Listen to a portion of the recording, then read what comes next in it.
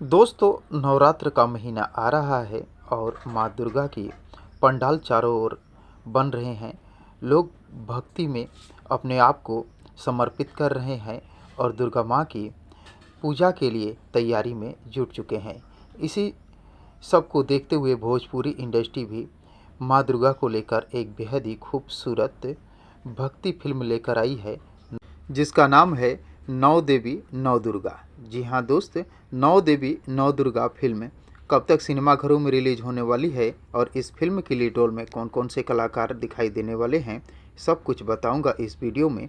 बने रहे अंत तक मेरे साथ। वीडियो में आगे बढ़ें उससे पहले आप सभी दोस्तों से एक छोटी सी रिक्वेस्ट है कि दोस्त, अगर आप अभी तक मेरे चैनल को सब्सक्राइब नहीं किए हैं तो प्लीज़ चैनल को सब्सक्राइब करके वीडियो को झट से लाइक कर दीजिए।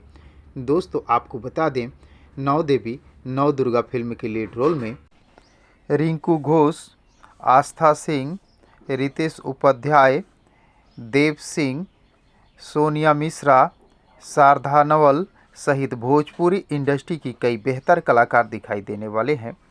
इस फिल्म की अभी ऑफिशियल ट्रेलर आई है और नवरात्र को देखते हुए इस फिल्म का रिलीज डेट भी बहुत ही जल्द आने वाली है।